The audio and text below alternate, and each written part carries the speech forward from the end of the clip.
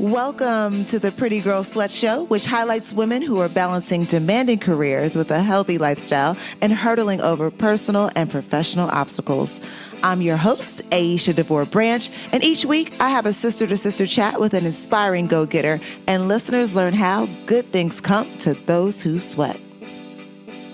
If this is your first time listening, what up? You could be anywhere in the world and you're here with me, and I really appreciate that.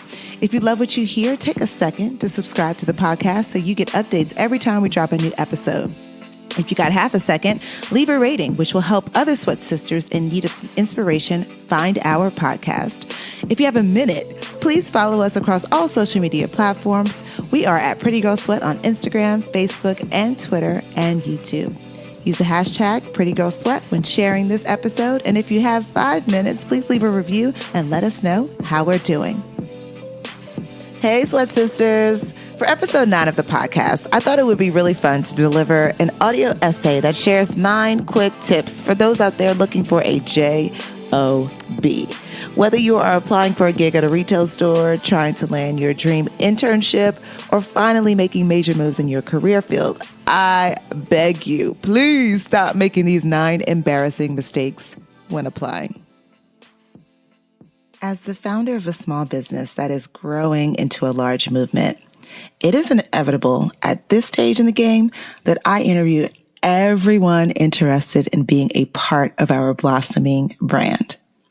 The task can be overwhelming at times, but I learned so much by talking directly to the young adults that want to join our dream team. From high school students to collegiates, I've interviewed hundreds of candidates, mostly via Skype and Google Hangout.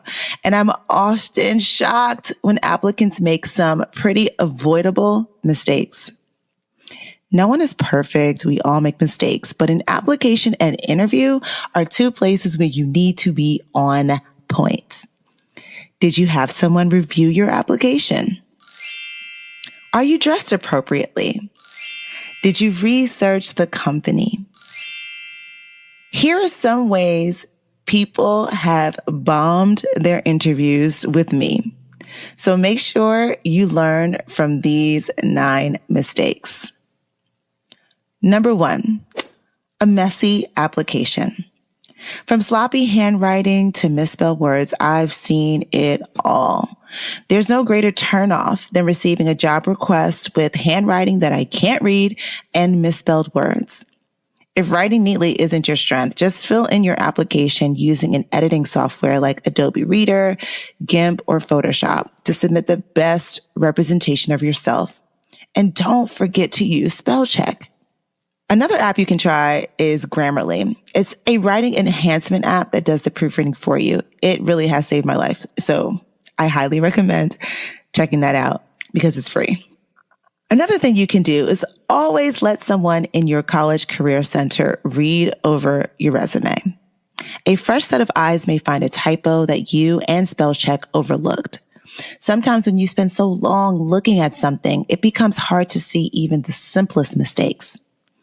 If you're submitting an application via email, include the position you are seeking, your name, and the location of the position in the subject line, and use the body of your email as a cover letter to briefly explain why you would be the perfect candidate for the position. And also label all of your attachments based on what kind of attachment it is. If it's a resume, cover letter, or your application, label it as such and include your name. Number 2, skipping research. Don't walk or log into an interview for an internship without knowing anything about the company. You really need to do your homework to make sure you're prepared. At a minimum, you should know what the company does, how your skills will apply to the internship, and who you're interviewing with. One question I've been asked in the past is, what is your role in the company? I mean, really? I have a sarcastic side eye right now as I'm saying this. But yeah, I've been asked that. So make sure you join the mailing list, scan the company's social media pages, read the About Us page or the Our Story page for important updates that you can mention in the interview and so that you can know who the founder of the company is. Number 3, not submitting proof of your relevant abilities. Which position interests you? Is it editorial, photography, social media? Sell yourself by including examples of your relevant work.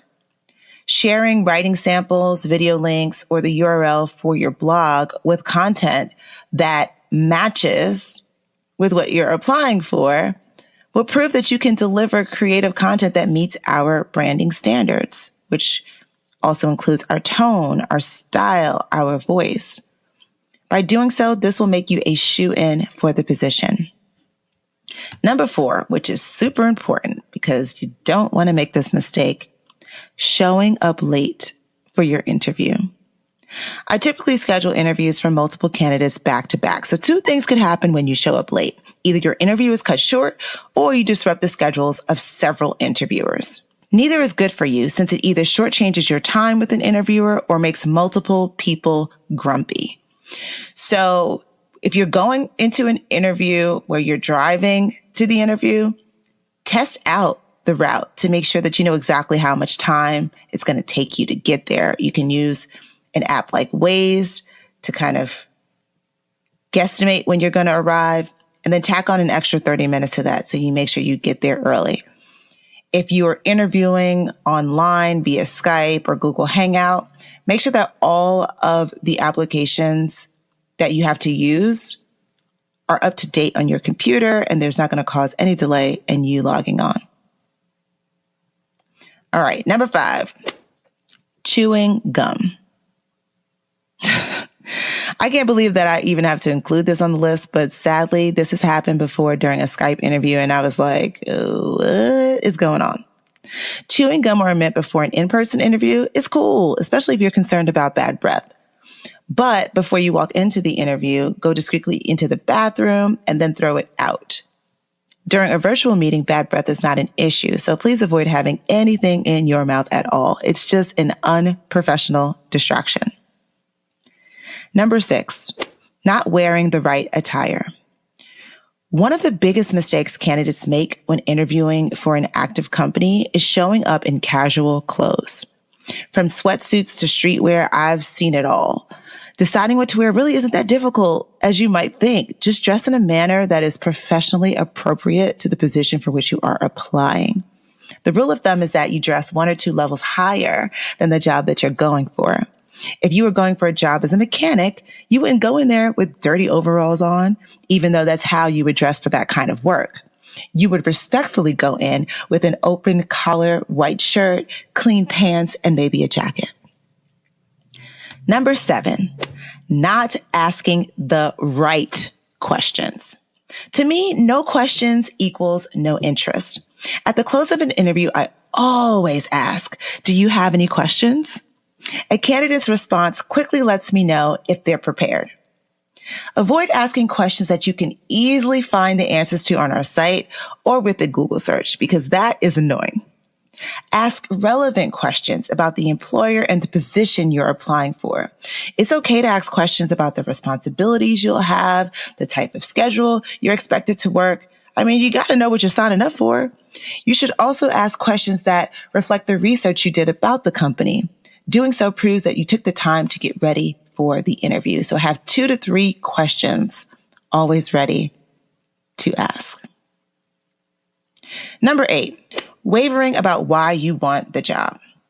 When asked, why do you want this job? Applicants often answer with why they want the job title and not why they want the particular position at my company.